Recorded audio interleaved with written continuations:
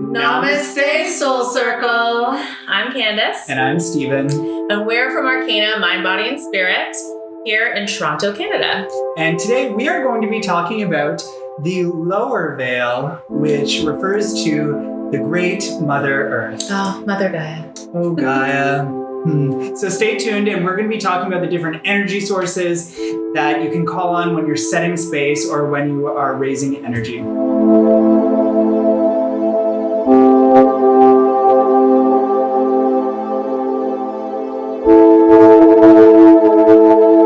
So the lower veil is associated with the ancient traditions prevalent in pre-Christian cultures, ranging from Egyptian to Mesoamerican and any indigenous cultures worldwide.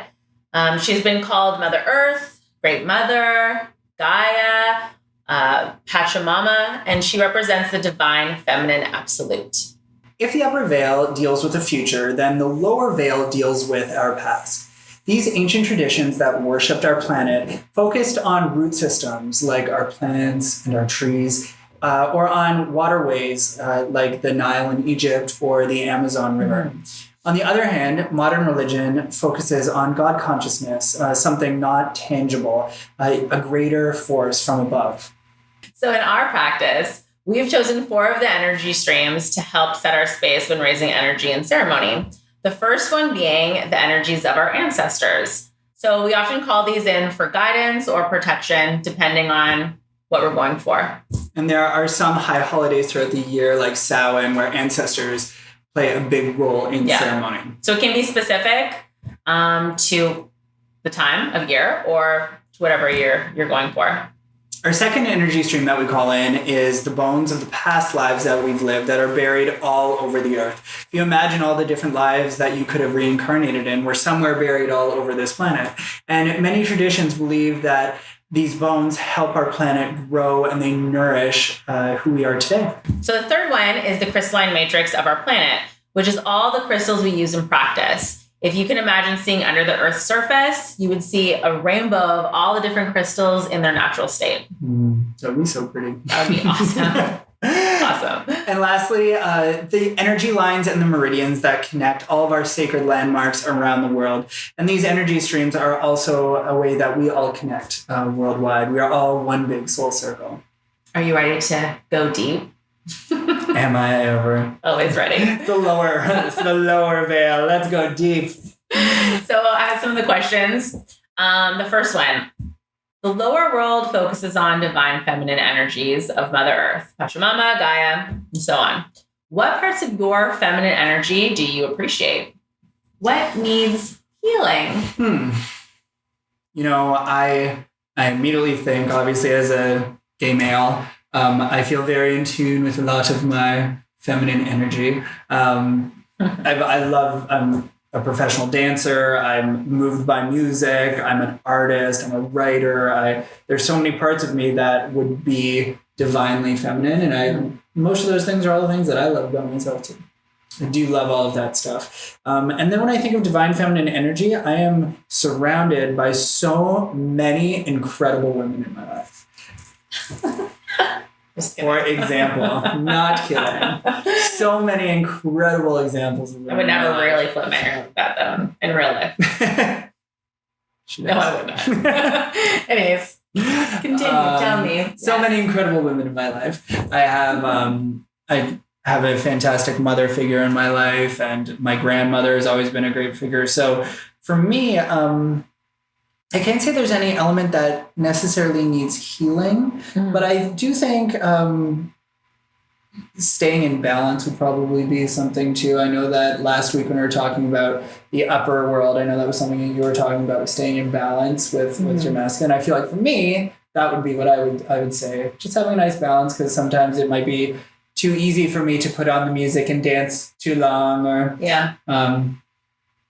things like that. What about you? How would you heal? What is your relationship? Okay, so what about you? What is your relationship with your own divine feminine? What parts of it do you love? What parts do you feel, if any, need healing? So as you mentioned before, I talked about balance. So it's hard for me to balance those things. of being masculine, feminine, not just things, those things specifically. I feel like when I think about my divine feminine energy, I would say I embodied that the most when I was pregnant. Mm-hmm.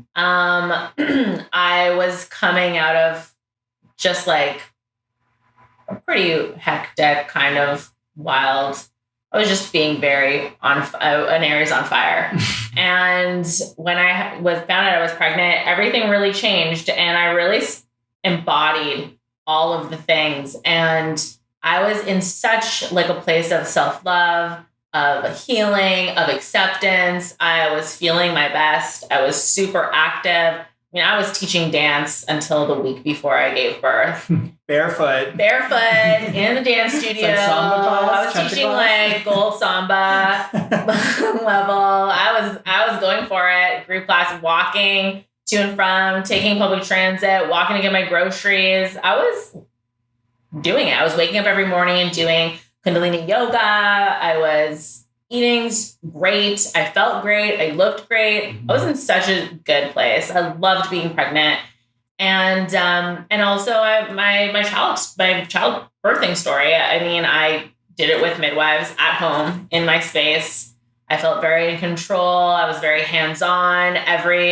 Every moment I was feeling it. I was feeling my own body. I pulled my daughter out from the water with my own hands. It was very empowering, and I didn't have any hesitation with that. So I very much embodied the loving and the softness and taking naps and like just being like accepting and forgiving to myself.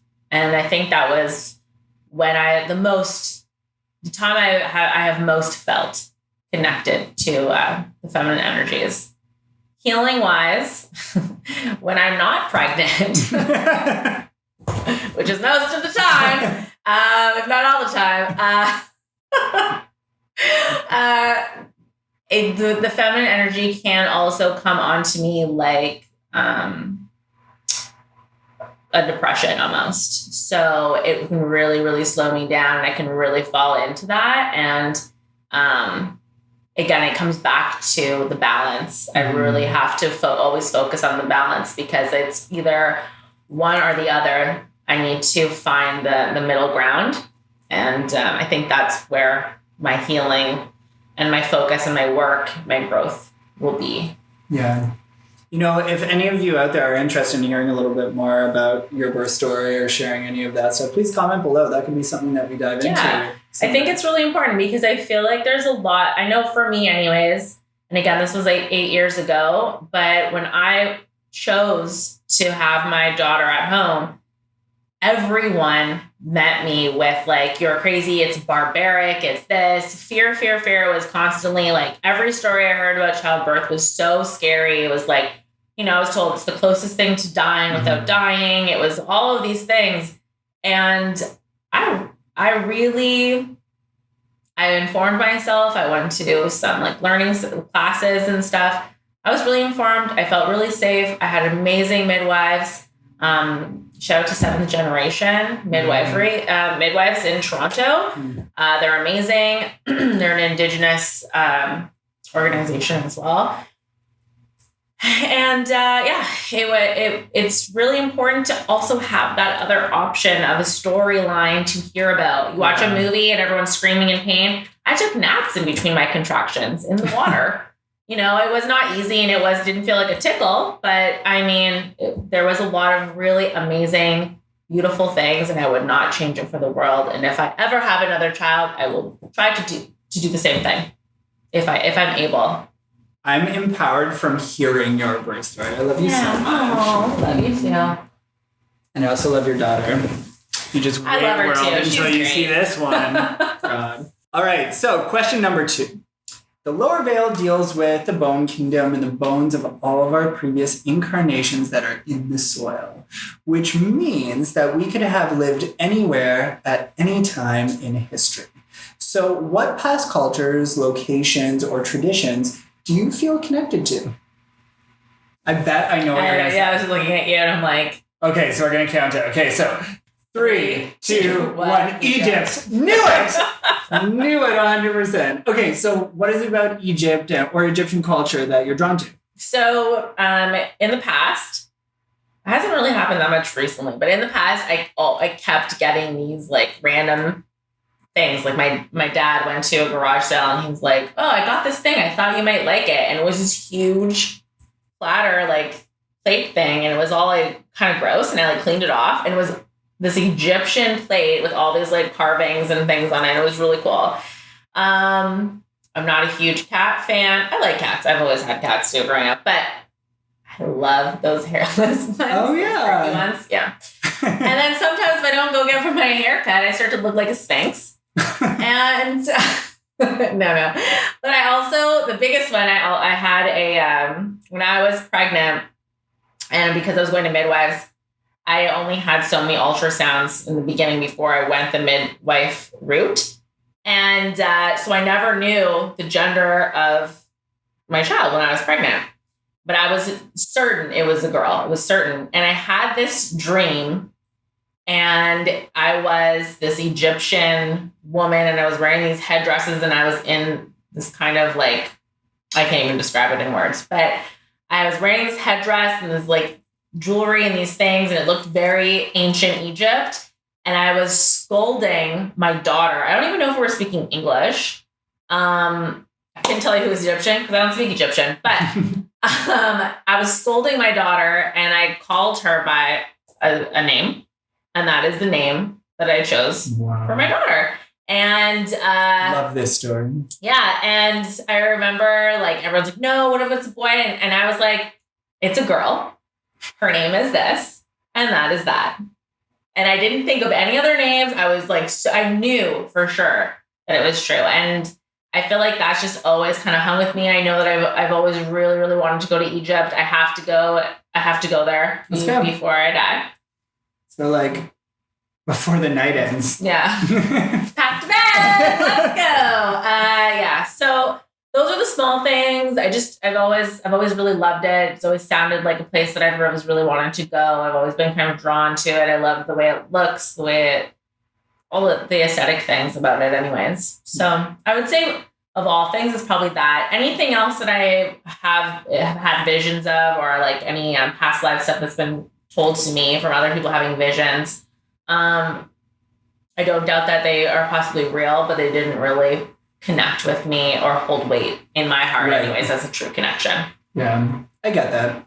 I think for me, the Egyptian connection, I think it could be a few different things, not just Egypt, but it's the pyramid shape. It's like when I see pyramids being in Tulum and in Mexico, like the first place I moved after I finished college, the first I got out of here and I moved to Mexico because I was so drawn to it. And just these pyramid shapes. I know at some point I feel like I had to have been some kind of like worker that like prepared space in one of those ancient temples or something. To me, that just feels like such a life that I've understood, or even if I was even cleaning or like, I don't know, there's something that the pyramid is just so beautiful to me. Like, and every time I've visited one or been in one of those spaces, so good. Yeah, we have to go to Egypt. We really need to go. Yeah. And you know what? The other thing about that whole culture that I'm so drawn in by is like every time they dig, there's more underneath. And there's always more, and there's always more. And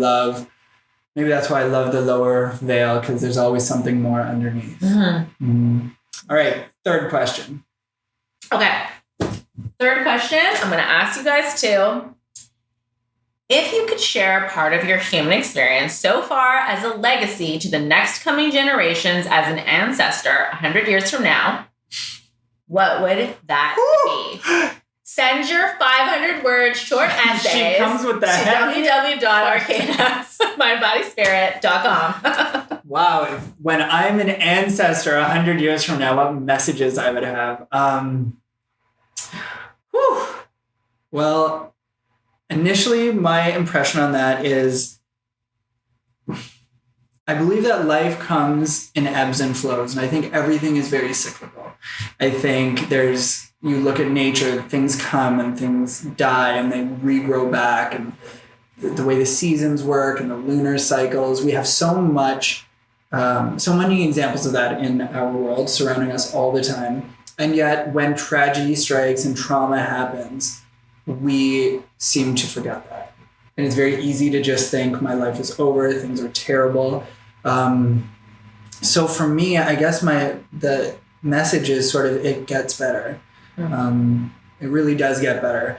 And again, as a gay male, when the It Gets Better movement was coming out about how, like, I remember what that felt like when you're struggling with identity and you don't know who you are, or who you're going to be, and how you'll lose everyone. And then usually there's other traumas that are going on in your life at the same time. Everything just feels like it's all coming at you. It's all going to be the worst. Yeah. And we all have examples of that in our lives, where like when loss of parents and domestic abuse and drug situations, and there's so many different things that can either be self-imposed or from people around you or environmental, or so to just know that there's always going to be sunshine after those clouds, and impart that knowledge and circle, because I feel like when I'm calling to the ancestors, it's usually in times of need too. So to hear that sort of that grandparent energy of the hug that tells us it's all going to be okay. That would be what I'd want to give. What about you? What is the great grandmother? That's a pretty solid legacy there, Stephen. For me, I mean, I should have been thinking about this while you were talking. Instead of actually listening to you. You should prepare. That is your knowledge as an ancestor. Yeah. Prepare for situations. Always be ready. If you're always ready, you don't have to get ready. Thanks, RuPaul. No, but really, as an ancestor. I mean, I have a lot more life to live, but right now, I would say it would be standing in my power, in a sense that I have been able to be comfortable, feel safe, feel secure, not maybe living the ideal life that has been presented to me through my family, through society. You know, I think that would be the biggest one. I have a family that doesn't look the way that I've been told families should look. I existed in spaces where I did not look the way everything was telling me I should look. And I couldn't change that. I mean, I can change my family dynamic. I could stay in a terrible relationship and say, I'm married, I have a home, and I have a child with this person, and we could live in our home and do all the things and be completely unhappy and unsatisfied and all the things. Yeah. So I made hard choices, and it was not easy, and I doubted it many times. But I think if there's anything to be left behind as my legacy, it would be standing in my power, trusting the process, and trusting in my choices and what feels good. And choosing myself, not in a selfish way, but in the way that I know is for the better, even when it was really scary. I think that sovereign message is really beautiful, to stand in your sovereignty and who you are and not apologize. You embody that very well. Oh, thank you. That will be your legacy, darling. Legacy. I feel like I want to dance now. I'm ready. All right, so now it's your turn. Please comment below, write in, and tell us, what is your relationship with the lower veil? Do you feel connected to your ancestors? Yeah, and what's your legacy? I want to hear everyone's legacy that they're leaving behind. What are you leaving behind? And of course, it can change. Yeah. Like I said, I got a lot more life to live. I got stuff to do, man. Yeah, and you're asking me in the hot seat, so that's I mean, think about it and leave it in the comments, and let's see what everyone's legacy is. And next week, please make sure that you are here for our middle world video. We're going to be talking about the third of the vertical plane of energy, and we are excited for that one because that deals with love and our connection with one another. Aww, that here and now moment. So we'll see you all next week. Mwah. Namaste. Much love. Bye.